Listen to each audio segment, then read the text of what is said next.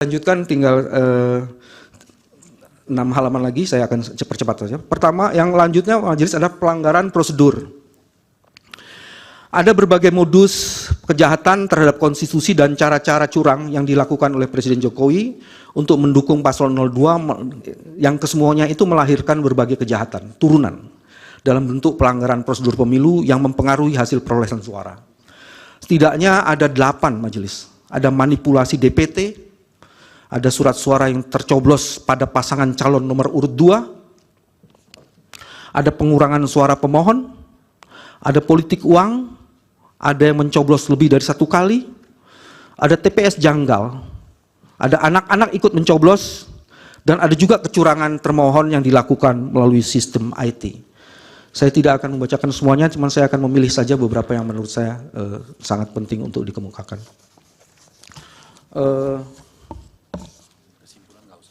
Oke.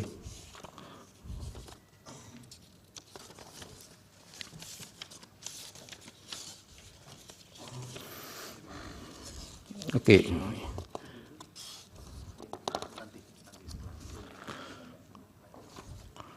Saya bisa dikasih dokumen lainnya kalau di sini ada yang hilang. Itu halaman 32. Ya, ada halaman 32. Ini halaman 32. Oh iya. Oke. Ya. Saya akan lanjutkan majelis. Manipulasi DPT ini menarik untuk dikemukakan, itu di halaman 35 majelis.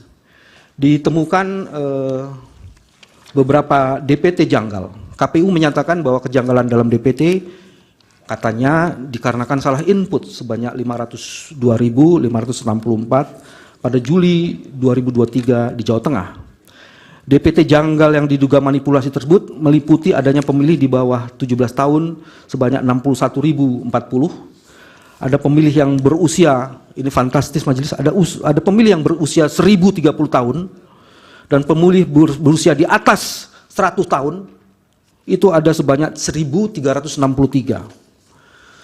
Temuan data pemilih berupa nama orang yang hanya terdiri dari 1 huruf, namanya cuma 1 huruf, dan ada 2 huruf, itu sebanyak 55 orang, dan ada juga pemilih yang dianggap janggal seperti RT yang angkanya 0, RW yang angkanya 0, kemudian identitas RT, RW, dan TPS itu ada sekian banyak.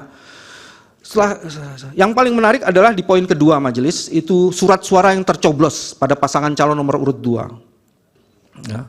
Bawaslu, ini harus diapresiasi Bawaslu. Bawaslu mengungkap data dugaan pelanggaran pemilu di Kuala Lumpur, Malaysia, di mana ada 23.000 suara, 23.000 surat yang dikirim via pos, ternyata sudah dicoblos.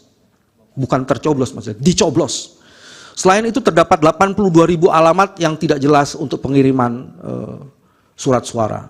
Selain itu juga ada pengurangan suara calon dan ada politik uang.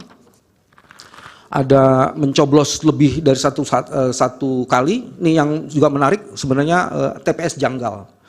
Sejumlah TPS itu di halaman 37, poin 6. Sejumlah TPS dilaporkan janggal karena tidak terdaftar sebelumnya seperti yang terjadi di Sleman DIJ dalam keputusan KPU Sleman 02 tentang penetapan jumlah tempat suara pemungutan data tahun 2024. Jumlah TPS di Kelurahan Purwomartani Kecamatan Kalasan Kabupaten Sleman berjumlah lebih dari 105.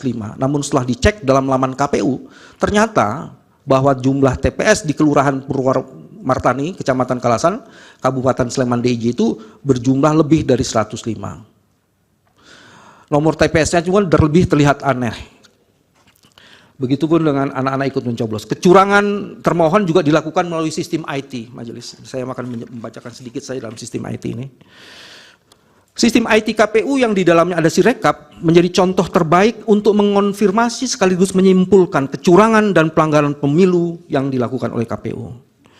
Sirekap yang pada awalnya didesain untuk mengontrol rekapitulasi manual, justru malah digunakan sebagai sarana kecurangan dan mendelegitimasi serta upaya-upaya framing lainnya terhadap upaya penegakan prinsip penyelenggaraan pemilu dalam pelaksanaan rekapitulasi hasil penghitungan perolehan suara yang jujur, terbuka, akuntabel, efisien, efektif, dan aksesibel.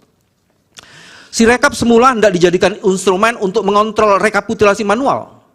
Karena itu ada majelis yang namanya Sirekap Mobile Apps yang dimiliki oleh Ketua KPPS yang digunakan untuk merekam data autentik dokumen C-hasil yang merupakan hasil penghitungan suara di TPS, sehingga seharusnya menjadi dokumen yang reliable yang dapat dipertanggungjawabkan. Nah, ada yang menarik itu di poin D majelis. Ditemukan adanya salah satu fitur yang tiba-tiba muncul kendati sebelumnya tidak pernah ada di dalam mobil apps Sirekap yang dimiliki KPPS yang memegang back-end apps. 4 hari sebelum pencoblosan, tanggal 10 Februari, tiba-tiba ada muncul fitur bypass logging dan security, sehingga ada pihak yang dapat mengubah value atau angka dalam dokumen C-hasil. Karena source code dapat diubah.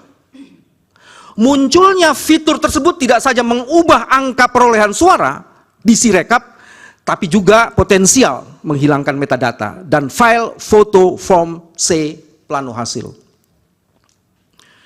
Yang selanjutnya adalah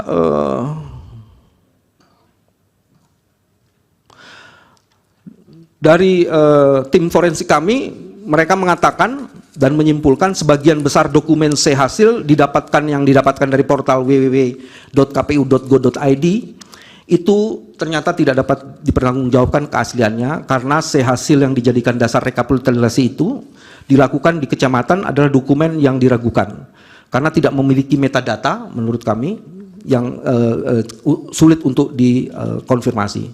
Legitimasi perolehan selanjutnya tidak bisa, itu sebabnya legitimasi terhadap perolehan selanjutnya tidak bisa dipertanggungjawabkan. Jelajahi cara baru mendapatkan informasi. Download Metro TV Extend sekarang.